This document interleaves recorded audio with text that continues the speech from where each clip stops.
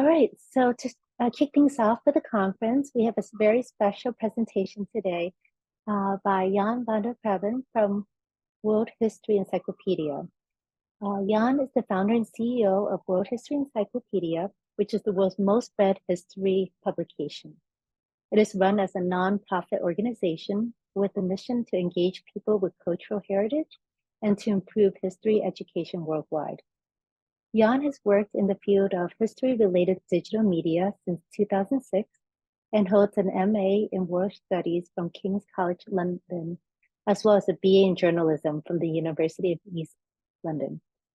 And so thank you, Jan. You can start sharing your presentation now. Excited to have you here today with us. Thank you for having me. It's an honor to be here and to be the first one to present, which is always a little bit daunting. So here we are. So I'm gonna share my screen right now, which I think should be the case, and then start my slideshow. Right, so today I'm going to talk about translating at World History Encyclopedia. As David so kindly mentioned, we are one of the partners of Save Ancient Studies Alliance. We've been partnering, I think, since pretty much the very beginning of the that initiative. So it's a great honor to be here. And today we're going to speak about translation. Now, I think this is partly topical because this is the first time that the Save Ancient Studies conference is translated into Spanish and Arabic. So that's why we thought maybe we can start talking about translation right now. I'm going to keep this rather short because I know everybody's really keen to get the history topics covered, the latest things from Save Ancient Studies. So I don't want to take up too much time, but I'm structuring this quite simply into three sections. The first one is an introduction to World History Encyclopedia, so who we are and what we do. I am going to keep that as short as I can because I think some of you may have already seen something like that in previous years of this conference where I have presented. Then I'm going to talk about World History Encyclopedia's translation strategy. And finally, I'm going to talk about how we have embedded the translation strategy into our editorial review process by using technology. So I'm going to just start out a little bit about us. So World History Encyclopedia, as already mentioned so kindly by Anne, we are the most read history publication on the internet, and probably there is. We are run as a non-profit organization that launched in 2009. So this year, next month, actually, we are going to celebrate our 15th anniversary, which we're very excited about. Our mission is to engage people with cultural heritage and to improve history education worldwide. Now, worldwide is kind of the key word here for this presentation, because in order to reach people worldwide, we need to go beyond English. We launched the website in English because, of course, that is the language that, you know, is kind of the most international language. But particularly in education, in school education, if we want to reach people all over the world, we definitely need more than just English, because students in particular are not necessarily at the level of English language speaking that they would want to look up history information for their studies in English, but rather in their own language. And on the right here, I have one of our little posters, History Grows the Mind. I think I preach to the choir here when I say that history as an academic discipline is quite uniquely positioned, I think, to help people with their critical thinking skills, in particular in relation to the present and the future, as well as where we come from. Because only if we understand the historical sort of trends that have occurred around the world, not just in our own countries, can we, I think, really understand where we are now and how we could build a better future. We have around 86 million views per year on our website from around 45 million readers on 4,000, almost 100 articles that are published on our website.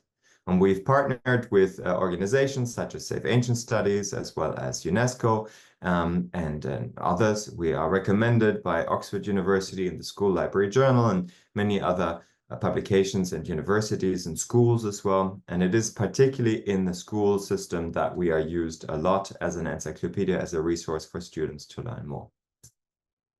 Now, in terms of geography, maybe unsurprisingly, given that we started out in English, North America is where most of our readers come from, 42%, followed by Latin America. This has really grown since we started to translate into other languages, followed by Europe and other continents. In terms of the languages in which people read, it's about 65% who read our articles in the English language. And about 25% in Spanish, followed by French, and then the other 40s odd languages that we translate into. So now I want to talk a little bit about our strategy for translation because it has changed over time. Step back. First, it's important to note that as a policy at World History Encyclopedia, all submissions that get published on the website must be reviewed by our editorial team, and we review them not only to ensure that they are factually accurate, but also that they are quite well written and easy to understand. And we do this before it's published. So it's not like a wiki-based model. And even though, you know, we're not all as pretty as this stock model photo that I found here, we often have that kind of look on our face when our editorial team reviews submissions, because we receive all sorts of crazy submissions and we reject over half of them. In terms of the process, so the authors submit always in English, the articles, and then they go through the editorial review, which involves multiple steps, including fact-checking, proofreading, textual editing, and verifying that it complies with our style guide and our editorial policy. And our editorial team works with the authors to ensure that all of that is sort of sorted. And once it's all finalized in English and published, then our translation team will start looking at it and translating these articles into other languages. And then each translation in each language is also reviewed before the translation is published. Now, we haven't always translated. In fact, we started translating only around 2020, but we first considered translating in 2015. And at that time, we decided against doing it. We thought at the time that translating these thousands of articles into other languages is just going to be very, very expensive. And the other thing that we thought, and we didn't know how to resolve, is we needed editors who could understand all of these languages that we translate into in order to review the submissions of translations before they get published, because, you know, of our policy. And at that time, we couldn't really figure out how to overcome these two sort of problems. Now, what we found since then is that, in fact, there are volunteers for many different things, including translations, to be found everywhere. I think translation in particular, it's both a very skilled job, but also an unskilled job. And to make that point a bit clearer, it's a bit like cooking. So you've got these, you know, top chefs, Michelin star, and so on. These are people with an extremely high level of skill. They have trained for it, and they have worked hard. They have a lot of experience, and they produce things that are way above what any of us can do. However, most people are able to cook a perfectly yummy meal, which works for everybody. And translation is a little bit like that as well. As long as somebody can speak two languages fluently, they can translate between these two languages at a sort of good enough level. Not at the Michelin star level, of course. That's where the professional translators come in. And we are very lucky because we actually have many translators, professional translators, who volunteer for us as well in several languages. So we count ourselves blessed, but we have many other volunteer translators who are, you know, like the everyday cooks who are not necessarily professionals in the field, but it works perfectly fine. So, as I mentioned, in 2020, we then started this immense job of translating our encyclopedia into over 40 languages. Now, the main thing that changed is that not only had we realized that volunteers were available for this, but the other thing is that technology has really moved on in the last few years.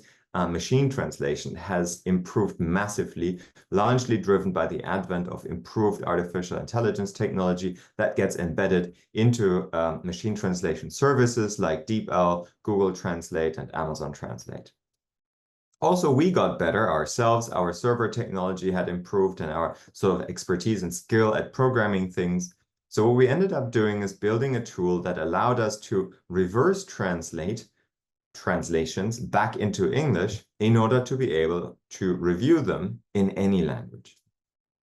And let's look how that works. So first of all, we have a team of translation editors who are sort of dedicated to the review process. We have Babette, who heads up that team, as well as our 4 translation editors, 2 for Spanish, 1 for German, and 1 for Italian. And it's really this editorial team that makes it possible to translate the encyclopedia alongside the hundreds of volunteers that we have to translate. So I thank all of them very deeply for doing all this work and making it possible. Now, when a translation is submitted to our website, it first gets sort of reserved by the translator so that we don't have a second translator who wants to translate the same article. That was something we ran into trouble with in the very beginning of the process. So we have this reservation process, and then once they have written the translation, it gets submitted to our editorial team, and it rests in this queue of translations, of which, there's a screenshot of what the queue looked like at the time when I made the presentation. And then once the translators have the editors have reviewed the translation and it's all good, then they will publish it and it will be visible on our website.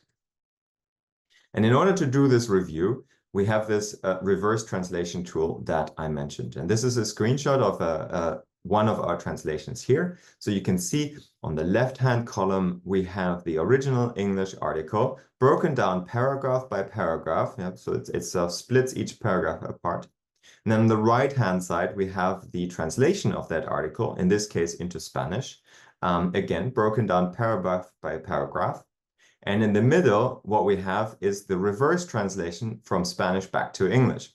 Now, we do have Spanish editors, so they don't necessarily need this tool. But for other languages where we do not have an editor who can speak this language fluently, this is the tool that we use to ensure that all the information in the article is represented in the translation in the exact same order, in the same paragraph, making sure that all the information is the same. And, with machine translation, it gets hard to tell sometimes if the prose of the translation is particularly nice to read or not. So that is a compromise we have to make with the languages that we cannot cover with our editorial team. But it's usually good enough to tell if it's decent. And it's more important to us to ensure that the translations are there and we can reach people and provide free information to them in all of these languages than to limit ourselves by the size of our editorial team, which is quite small. And as a result, now we have translated around 8,600, 53 translations at the time of making this presentation into 41 languages. That is by far not the entirety of our encyclopedia. There's still a lot of work to be done. But as you've seen, we reach now only 65% of our readers are in English, which considering that 4 years ago, 100% of our readers read in English, is quite the change. And we actually expect that within the next few years, we will probably have more people reading our encyclopedia in languages other than English, because the trend is clearly pointing in that direction. And it fills us with joy because it means more and more and more people around the world can learn about history free of charge, regardless where they are or what their economic situation might be. And that is the end of this little presentation.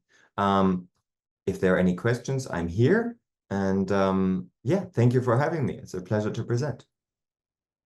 Thank you for that wonderful presentation, Jan. I definitely learned a lot, and I can't believe that you guys are translating 41 languages. Wow, that's just incredible to me. I do have a question.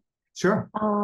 Are you planning to expand to any other languages in the near future, or will it determine on the volunteers that are able to help? It's basically determined by the volunteers. I mean, with 41 languages, we've covered all of the big ones and then many more.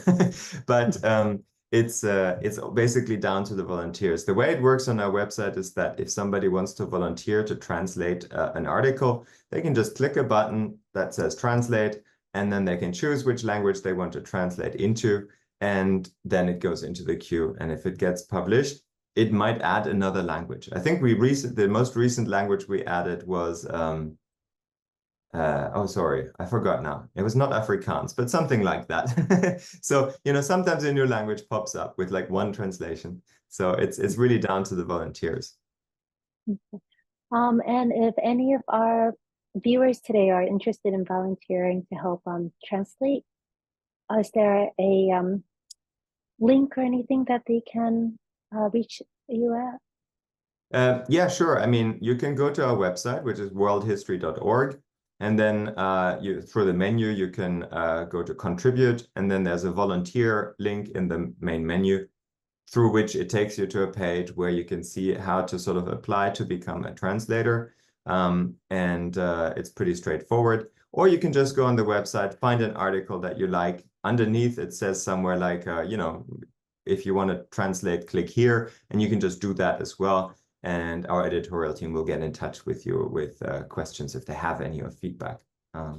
But also, I just wanted to take this opportunity to say that we are also always very happy to receive contributions from the scholars and historians who are in the audience on the encyclopedia in English. So should any of you who are here right now want to share your research or your work essentially to a wider audience that is not necessarily purely academic, then we'd be very we'd be very happy to have you contribute to the encyclopedia. It doesn't have to be a strictly encyclopedic article. We also publish things that go a little bit more in detail on various topics, really.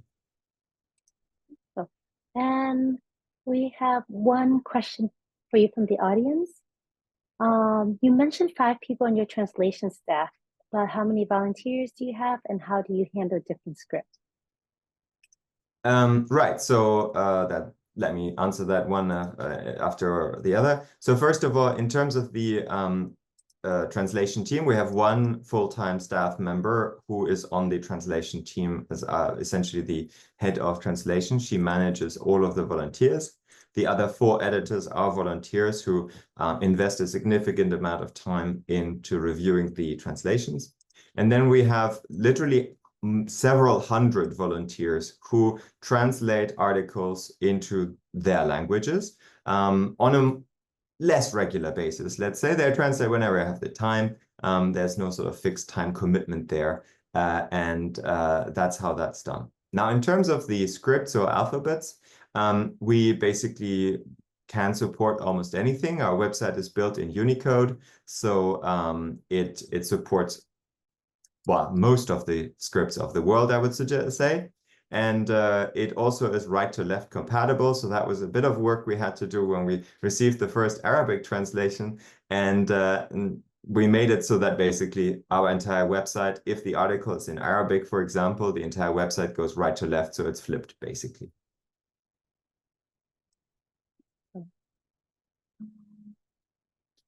It looks like those are all the questions for today. Well, thank you so much for joining us this morning, Jan, and sharing all the work that you've been doing with translations for the articles for World History Encyclopedia. Well, thank you so much for the invitation. I'm really looking forward to seeing the rest of the conference as well. Thank you. Thank you. Have a great day. You too.